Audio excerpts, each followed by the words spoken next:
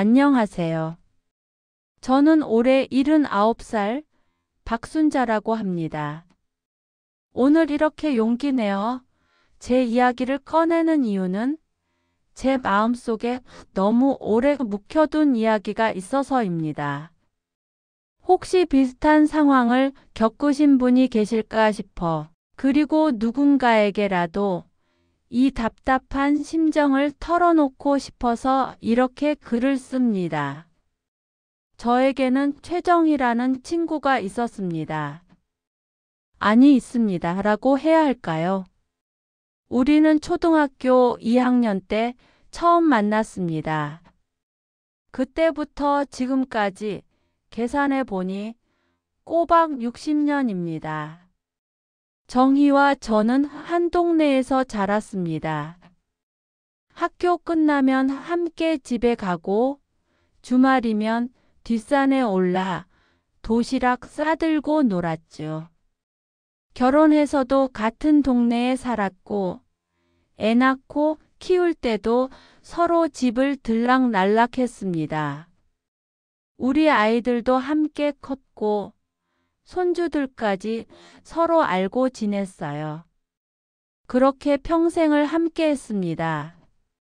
좋을 때도 힘들 때도 서로가 서로에게 의지가 되었습니다. 그런데 3년 전 제 남편이 갑자기 쓰러졌습니다. 뇌출혈이었어요. 병원으로 급히 실려갔지만 이틀을 버티지 못하고 세상을 떠났습니다. 47년을 함께 산 사람이 한순간에 떠나버렸습니다. 장례 준비를 하면서도 정신이 하나도 없었어요. 그런데 그 와중에도 저는 정희한테 연락을 했습니다. 떨리는 손으로 전화를 걸었죠. 정희야, 우리 영감이 갔어. 그랬더니 정희가 깜짝 놀라면서 위로의 말을 건넸습니다. 당연히 올 거라고 생각했어요. 60년 친구인데 안 올 리가 없잖아요. 장례식 당일 저는 상주석에 앉아 조문객들을 맞이했습니다. 친척들, 이웃들, 남편 친구분들이 오셨어요. 그런데 정희는 오지 않았습니다. 조금 늦는 건가 싶었어요. 그런데 시간이 지나도 오지 않더라고요. 그러다가 핸드폰에 문자 한 통이 왔습니다. 순자야, 미안해. 몸이 안 좋아서 못 갈 것 같아. 삼가 고인의 명복을 빕니다. 그 순간 가슴이 철렁 내려앉았습니다. 아무리 몸이 안 좋아도 60년 친구 남편 장례식인데 얼굴이라도 비추는 게 도리 아닌가요?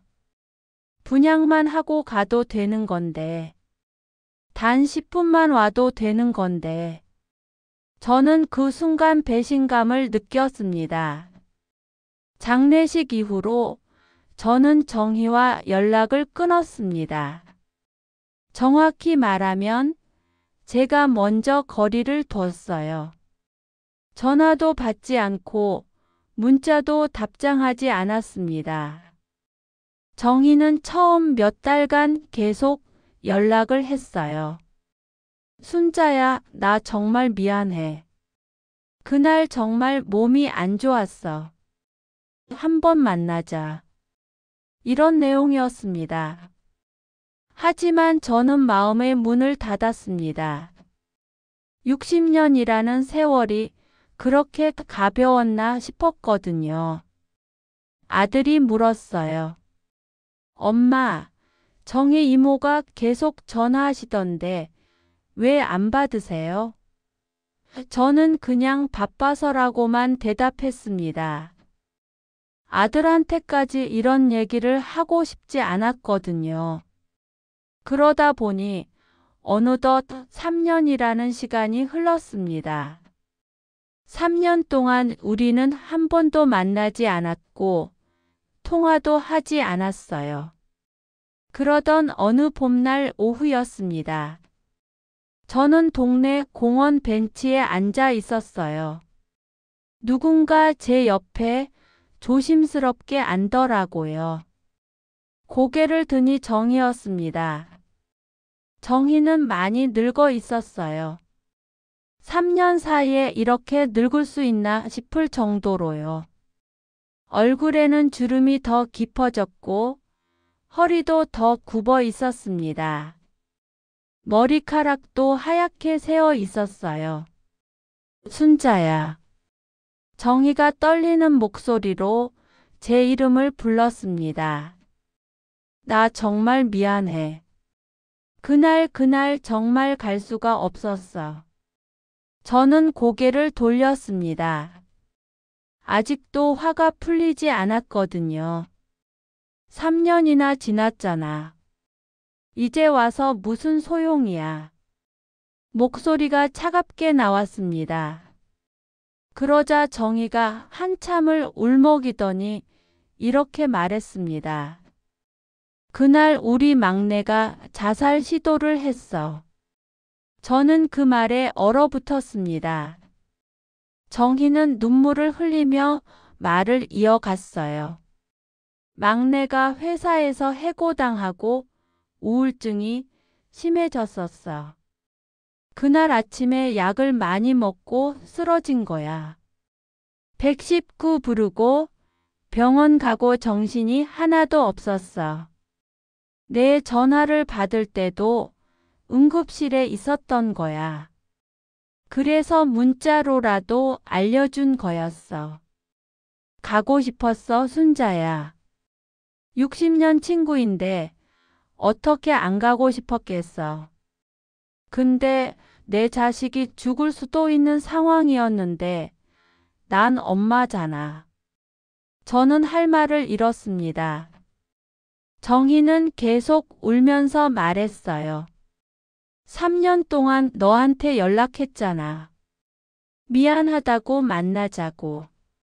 근데 넌 한 번도 답장을 안 했어.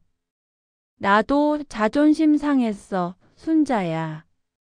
내가 뭘 그렇게 잘못했다고 60년 우정을 이렇게 끝내야 하나 싶어서. 근데 오늘 너 보니까 그래도 말은 해야 할 것 같아서 왔어. 내가 왜 그날 못 갔는지. 정희가 떠나고 저는 벤치에 한참을 앉아 있었습니다. 그제야 깨달았습니다. 저는 제 상처에만 너무 빠져 있었다는 걸.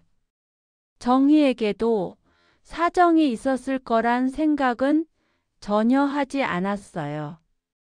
그저 제가 섭섭하고 서운하고 화가 났으니까 일방적으로 관계를 끊어버렸던 거죠. 60년 우정이 단 하루의 오해로 무너졌습니다. 아니, 정확히는 제가 무너뜨린 겁니다. 지금 저는 정희에게 어떻게 다가가야 할지 모르겠습니다. 3년이란 시간 동안 쌓인 오해와 서운함을 어떻게 풀어야 할지, 어디서부터 시작해야 할지 막막합니다. 미안해라는 말 한마디가 이렇게 어려운 줄 몰랐어요. 전화번호를 누르려고 하면 손이 떨립니다. 하지만 한 가지는 확실합니다. 저는 정의를 잃고 싶지 않습니다. 60년이라는 시간이 그렇게 쉽게 사라질 수는 없는 거잖아요. 우리가 함께 웃고 울고 나눴던 그 모든 시간들이 소중했는데 말이에요. 오늘 밤 저는 정희에게 편지를 쓸 생각입니다. 전화는 아직 용기가 안 나서요. 편지로 시작해 보려고요. 정희야, 내가 미안해. 내 말을 듣지 않았던 거, 내 사정을 이해하려 하지 않았던 거, 다 내가 잘못했어. 3년 동안 얼마나 힘들었어. 이제라도 다시 시작할 수 있을까? 이렇게 쓸 생각입니다. 혹시 이 영상을 보시는 분들 중에 비슷한 경험을 하신 분 계신가요? 오래된 관계에서 오해가 생기면 어떻게 풀어야 할까요? 70이 넘은 나이에 이렇게 고민하는 제가 우습지만 그래도 포기하고 싶지 않습니다. 오랜 친구란 그런 거잖아요. 쉽게 포기할 수 없는 사람. 영상이 좋았다면 구독과 좋아요 꼭 눌러주세요. 감사합니다.